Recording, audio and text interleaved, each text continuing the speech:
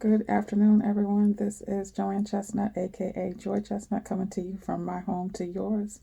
I want to talk today about your treasure, where your treasure is, and I also want to talk about where we are now as far as our energy and our will and ability to be able to do things. So, I want to give you a little exercise to think about first before we talk about treasure. I want to ask about recharging because during this time, it seems as though when we first got into this quarantine with COVID-19, we were struggling with being in the house and being bored and just not used to having to stay home and, um, you know, feeling bored and all of that stuff. I don't know about anybody else, but as for me, these days it's beginning to get much more busy. I find myself as busy at home as I was when I was going to work, and especially because I take on a lot more tasks being in the house, trying to clean my closets and trying to do those kind of things that I really didn't make time for when I was going to work. Because you go to work, you come home, you clean your house on the weekends, but you leave some things undone. So I know that things are getting a little bit more busy, but I wanted to talk about, are we recharging? Are we getting ourselves to a place that we're recharging and during this, so to speak, downtime? When we do have time to do a little bit more that we didn't do before, are we overdoing it? Are we using our time in places that it's not beneficial? In places or areas of our lives that could wait? Do we have a priority list of the things that are important that we should be doing? Things that when the busyness of life comes back, because although it will be different in the new landscape as we talked about, the busyness will come back. It's the nature of man, and we will get back to that place where states start fully opening up and we'll be busy again. Even now, as I go out in the morning sometimes, or just different times to do my shopping or whatever I go out for, it's not that often, but when I do go out, I notice that the traffic is back to where it used to be. In the beginning of the first 2 or 3 weeks of quarantine, you could run into the grocery store and go right there because there was no traffic, and now there's traffic everywhere. So I want to talk about prioritizing and where our time is, recharging ourselves and then prioritizing our activities and seeing where our treasure is. So the first thing I want to say is, are you recharging yourself? Are you doing things even during this downtime that replenish you, especially if you're a giver? Because the world is full of both givers and takers. And if givers are paired up with too many takers, you're going to constantly be in depletion mode, constantly be in depletion mode. So if you're a giver, be sure you're surrounded by other givers so that you're not just giving and giving and then you're empty. There's a such thing as not casting your pearls among swine. That's a term that is spoken in the Bible, and it's talking about making sure that where you're giving your resources to, it's something that can refill you, that you're not giving your stuff over to people that will squander it or that don't value it or that don't value you, that you're not wasting your time, that it's not wasted time where you're spending your time at. And are you refueling and recharging so that after you are giving, you have enough to, you're refueling, someone's giving back and pouring back into you. You have to have those relationships, those activities that pour back into you. Are you sitting down and reading a good book? Are you just taking the time to bathe, to just get in a hot tub of water? Are you taking the time to just turn your phone off and just have a hot bath? Take a walk with just your headphones on, some good gospel music or whatever kind of music you like. Are you taking time out to just be still and do nothing, to rest, to sleep past your normal time sometimes? What are you doing to recharge? The exercise I wanted to ask is what group you're in. Are you one of those people who, so everyone today has a phone. No one is without a cell phone. Everybody that I know has a cell phone. And we have different personalities that recharge, and you can tell a lot of that personality by how people manage with their phones. So I'm going to tell you, I'm guilty of being one of those that I could be talking on the phone with my husband, I talk on the phone with my kids, and I have to constantly say, a lot of times it cuts off and they know it's because it died, because it's at 2% and I'm still trying to talk or trying to make it to my room to get on the charger and talk on the speakerphone. I'm always waiting until the last minute to recharge my phone. And that can be that way with me in my personal life. I've gotten better over time because I am a giver. My treasure is in giving. I give of myself. I give of my time, my energy. I give money. I give what I have because it's in me. It's not something that I try to be. It's just who I am. It's a part of the gift. It's my treasure. My treasure is in my family, blessing them with always telling them how good they are, how much I love them. And, just that's what I have. Teaching, dropping knowledge, education. I love it. That's what I have to give. But sometimes I give so much that I look around. The other day I looked and I said to my daughter, I was on the phone and I said, baby, I'm tired. I can't even talk anymore. I'm tired. And I slept and I actually stayed in the bed until noontime. I wasn't sleeping, but I just rested because I knew that I needed it. But I am one of those ones who waits until the last minute to charge my phone. So I wait till the last minute to recharge myself. But what kind of recharger are you?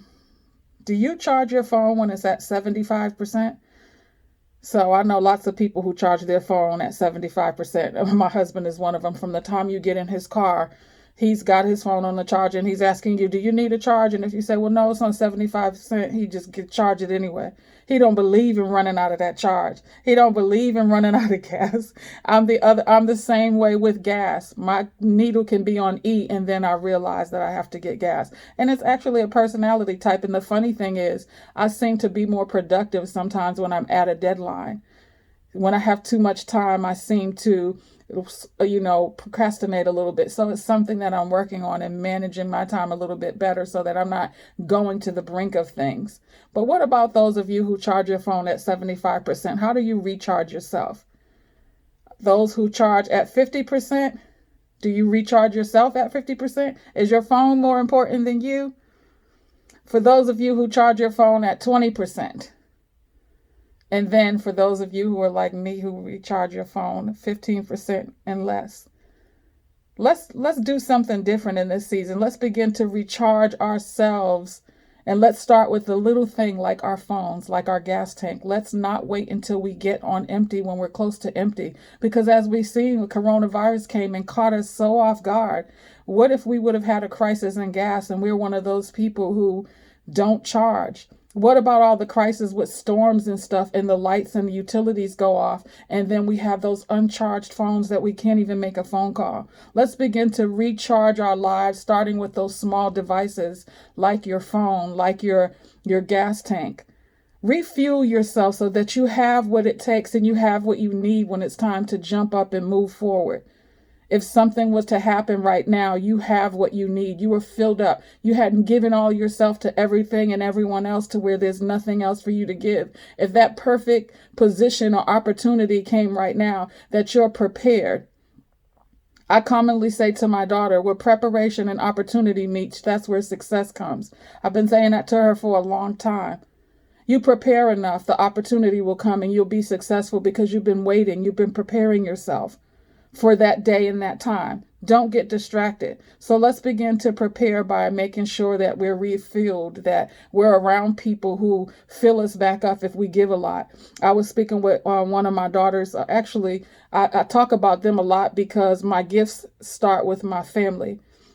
Most of the ministry that I have is with my family. So my daughters started with them first. I would always be talking about the changes that God has done in my life, telling them about my mistakes that I made, being very transparent with them so that they could identify with me and I could identify with them, so that when they made mistakes and they fall short, they wouldn't have to hide anything from me, because they would feel comfortable to come and tell me, that they'd have somebody that they could pour that out and they didn't have to have the burden of secrets and the burden of shame. So I've been working with my daughters, my two girls, and then my baby that my bonus child that I gained from my marriage. I've been working with them all for a long time now. And some of my sisters and relatives, we talk, we powwow.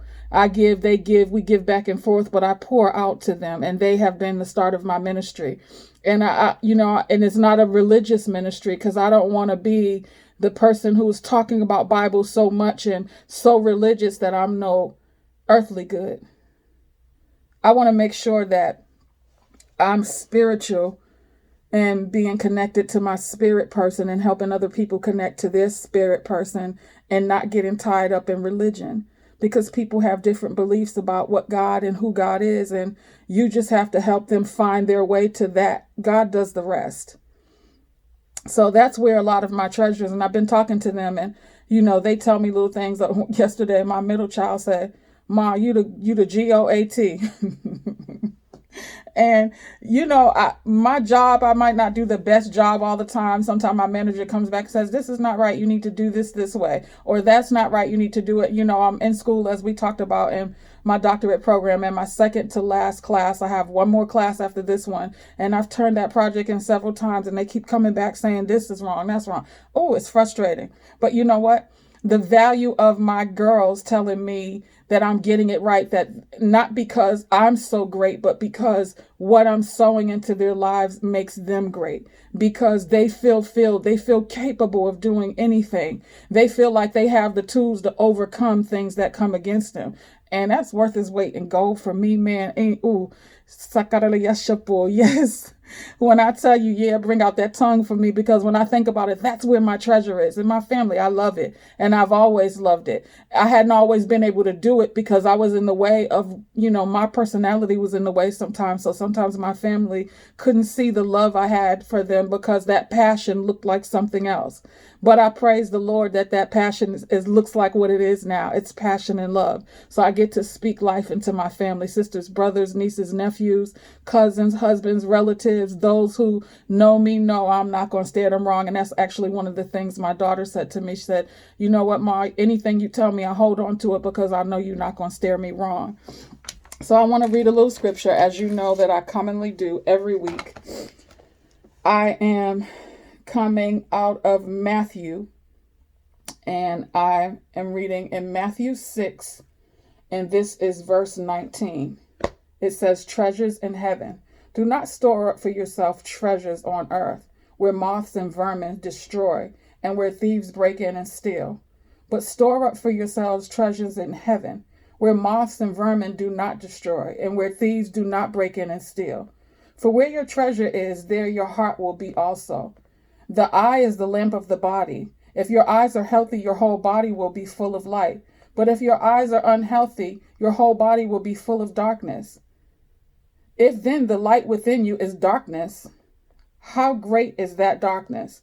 No one can serve two masters. Either you will hate the one and love the other, or you will be devoted to the one and despise the other. You cannot serve both God and money." And in some texts, it says God and man. So I just submit to you today and ask you, where is your treasure? What's important to you? Where do you see your time going? Where do you put a lot of your time? Where do you put your money and your energy? And the one other thing I wanted to say about this scripture, it says, the eyes is the lamp of the body. If your eyes are healthy, your whole body will be full of light. But if your eyes are unhealthy, your whole body will be full of darkness.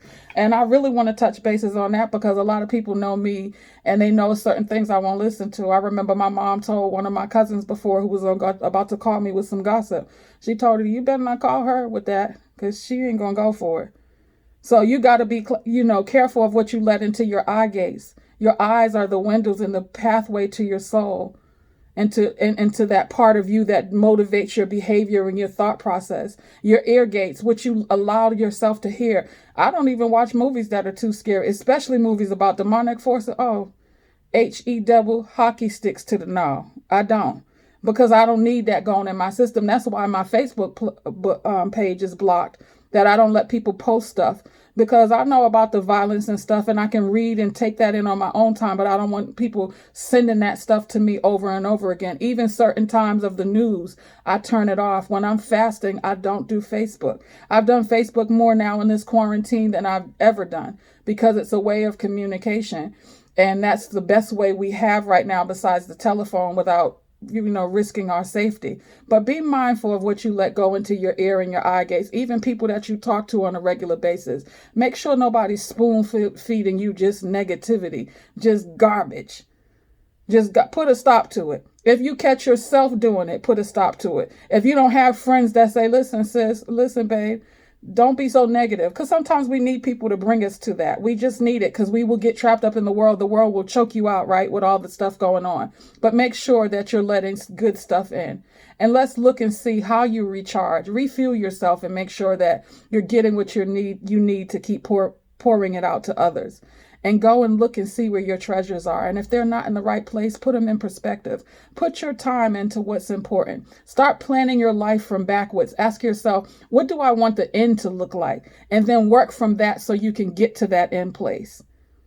This is my 15 minutes of faith, and I am working from the end to the middle because I've already had the beginning. I hope it blessed you. I will see you again tomorrow if it is the Lord's will. Be blessed.